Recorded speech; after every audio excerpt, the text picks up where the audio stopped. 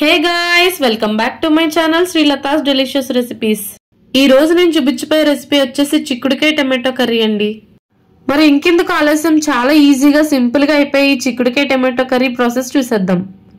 ముందుగా మందంగా ఉన్న ఒక కళాయి తీసుకుని 2 స్పూన్స్ ఆయిల్ వేసుకోవాలి. ఆయిల్ హీట్ అయ్యాక చిన్నగా కట్ చేసుకున్న పచ్చిమిర్చి, ఉల్లిపాయలు వేసి బాగా వేగనివ్వాలి. ఆనియన్స్ లైట్ గా మగ్గిన తర్వాత చిటికెడ పసుపు, మీ రుచికి సరిపడా సాల్ట్ వేసి బాగా కలుపుకుంటూ ఫ్రై చేసుకోవాలి. ఆనియన్స్ బాగా ఫ్రై అయిన తర్వాత చిన్నగా కట్ చేసుకున్న టమాటా ముక్కలు వేసి బాగా కలుపుకుని 5 నిమిషాలు మూత పెట్టి మగ్గించుకోవాలి.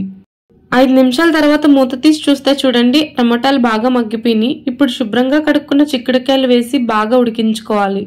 చిక్కుడుకాయలు లైట్ గా మగ్గిన తర్వాత 1 స్పూన్ కారం వేసి బాగా కలుపుకుని 1 గ్లాస్ వాటర్ వేసి 10 నిమిషాలు మూత పెట్టి మగ్గించుకోవాలి. 10 నిమిషాల తర్వాత మూత తీసి చూస్తే చూడండి, ఆయిల్ అంతా పైకి తేలింది. ఇప్పుడు ఈ స్టేజ్లోనే 1 స్పూన్ జీలకర్ర, 3 వెల్లుల్లి రెబ్బలు వేసి బాగా కలుపుకోవాలి. ఈ కర్రీకి లాస్ట్లో వెల్లుల్లిపాయ జీలకర్ర వేస్తే మంచి టేస్ట్ అండ్ మంచి ఫ్లేవర్ వస్తుంది.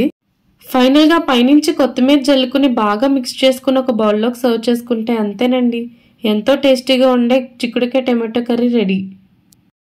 ఈ కర్రీ మీరు కూడా ట్రై చేసి ఎలా వచ్చిందో కామెంట్ బాక్స్ లో చెప్పండి. ఐ హోప్ మీకు ఈ వీడియో నచ్చింది అనుకుంటున్నాను. Thanks for watching.